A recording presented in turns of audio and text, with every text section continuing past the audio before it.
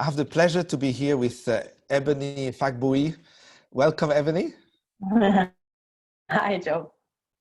Ebony is a businesswoman, a business partner, a friend, and a thinking partner from Berlin, Germany. And Ebony, as Germany is like most of the countries in a lockdown and containment situation, people tend to be isolated, not just physically, but also in their mind. What are you doing to address that issue? Yeah, thank you, Joe. That's a really good question. Personally, what I do is to think of things that get me also out of my routine I'm stuck in. So if I find my routine that I put myself under lockdown, then I find ways to get out. And for instance, I might go out to do other things that I haven't done before every now and then, to just break out myself and to make that intentionally, knowing that there's a physical lockdown and there comes also a mental lockdown if I stay in this routine of just, stay here and do the work maybe 10 hours a day. Yeah, obviously just staring at the same wall the whole day, every day for a few weeks is not particularly healthy for our mind. So what did you do practically? What is your experience getting out of your own routine? Yeah, well, the other day, that was a quite impactful experience I had. I went shopping. That was before Easter time. So I thought, let me be smart, 2-3 days before. So I went out, wonderful, beautiful day. So that was something that was helping me already, that I just could go for a walk and do something different. And then when I go to the supermarket, I have to cross through a park. As I was going through the park, I saw a seemingly homeless person. So I had a big cart with clothing and other things in the cart. So I thought to myself, I'm going shopping now for a celebration that I have at home. This man doesn't seem to have a home. So can I help this person? So I found myself asking that question. So I was actually on the phone and I stopped and I said, can you just hold for a minute? I need to clarify something. So I went to the man and I signaled, because we didn't speak the same language, I signaled if he would be hungry or in need of something. And he signaled yes. And I said, okay, I will go shopping. I come back, please stay here.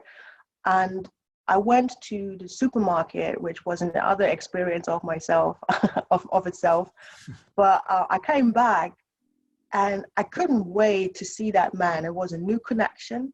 So for me personally, connection is very important, especially when isolation comes. So that was a new person I met, and I couldn't wait to see that person and to just give him what I just shopped for him, hoping that he likes the things, it will help him, and it is a nice thing for him in this day to see him, because the park was, I wouldn't say full, distancing and all that, but everybody was in their own framework, going out, having a good time, fresh air, etc. But this man sat there, and I wondered how many people actually saw him. Not just today, maybe every day, but especially at this lockdown. He doesn't even have a home, but he's still locked down. So that was a very impactful moment for me, to help him and to connect with this man that thought nobody really sees him.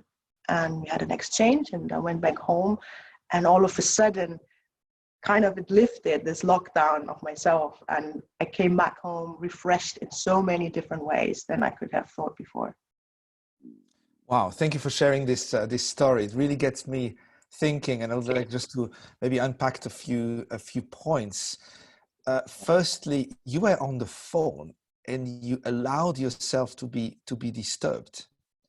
And I found that often as business people, we are very focused and minded. I hear 20, 30 times a day about focus, segment, target groups.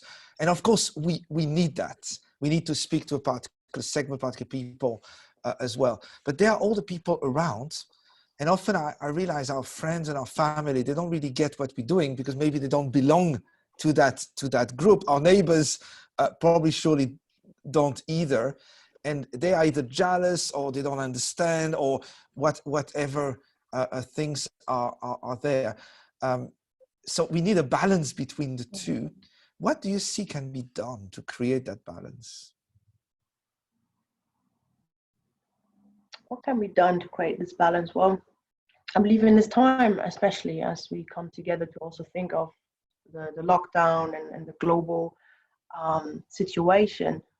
At this moment, I'm living alone, for instance, and I have seen downstairs in a hallway, I'm living in a house where you have different apartments.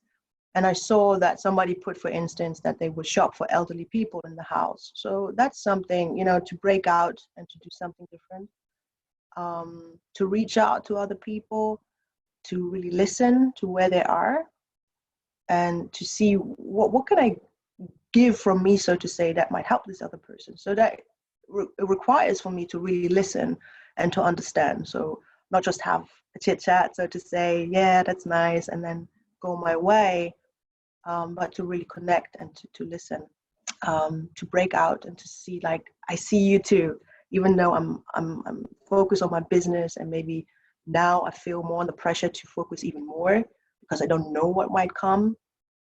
To have still these moments to break out and to see that there are others around me. What I found myself very helpful is to also maybe here and there crack a joke. Seriousness came, that if I see that somebody is maybe very tense, to just help maybe with a joke or with something that is funny and lightens up their day, so to say. So that those are little things, I believe, that one can do to help others and to help themselves as well, to just break out and to see others. Yeah, you get me really thinking again, and it's really inspiring to hear that. And what I'm thinking is that, again, in business, we are so focused. We have people in a meeting, we call our client, and we see the client, we see the team member, but maybe we don't see the person. And you mentioned about seeing them. Often we just maybe look, but we're not really focusing on them. And I made that experience in many, including in virtual setting, to take a few minutes to ask how everybody is doing. Now, this is not just a chit chat. This is a survey of the people. And I realized once I had a teaching opportunity, and I realized many people were experiencing major personal issue. And I took that teaching, threw it away, and completely changed to serve them, because I said we won't be able to get through that anyway. But I will serve them first where they are. And I'm just thinking that this could be an amazing way just to apply it, just in every meeting, every interaction. Just think, who is the person in front of me personally? What are their needs, and is there something I can do for them? Mm-hmm. Do that in our existing setting, but also in our social private setting as well, in the corridor, in the street, at the supermarket, and not to everybody, but just follow our guts and instincts that maybe this person, I can do something for them. So as we are closing in, Let me add to that. Yeah, go ahead. As you said, is everywhere. So to really see somebody requires that I really want that. We are so routined in the question, how are you? To rethink the question itself. I just wanted to add that, because a lot of times we say things, but we don't really mean it, and we brush over it. To take the time and even repeat the question, because others might think it's another of those seemingly questions that nobody wants an answer to. Very good. Just a simple point. How are you? And really mean it, and really listen to the person in what they say, and see how we can adding value. So I believe those few thoughts that Ebony shared with us can truly transform our interaction with people within our business and outside as well, and give us a balance also in our person and our personality. and our experience as a leader. Thank you so much, Ebony, for everything you shared. Thank you, Joe.